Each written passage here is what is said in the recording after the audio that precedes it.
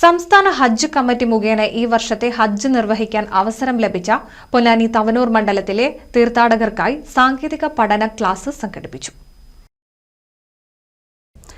ഹജ്ജിനൊരുങ്ങിയ ഒരു തീർത്ഥാടകൻ യാത്രയും അനുഷ്ഠാനങ്ങളും കഴിഞ്ഞ് തിരികെ എത്തുന്നതുവരെ ശ്രദ്ധിക്കേണ്ട കാര്യങ്ങളെ സംബന്ധിച്ച പൊതുബോധം മുൻകൂട്ടി നൽകുന്നതിനാണ് ഹജ്ജ് കമ്മിറ്റി സാങ്കേതിക പഠന ക്ലാസുകൾ നടത്തുന്നത്.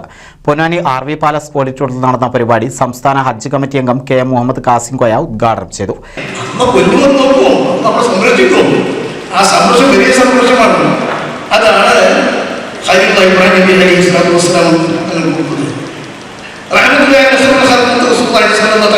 ഒരുപാട് ഹജ്ജ് ചെയ്തിട്ടുണ്ട്.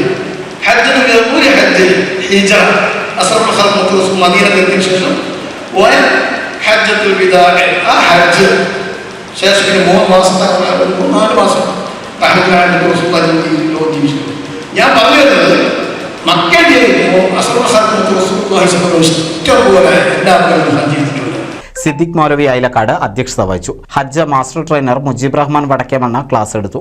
TV Abdurahiman Kutty master, MP Nisar, TK Ashraf, Ismail Anvari, Muhammad Ponnani എന്നിവർ സംസാരിച്ചു.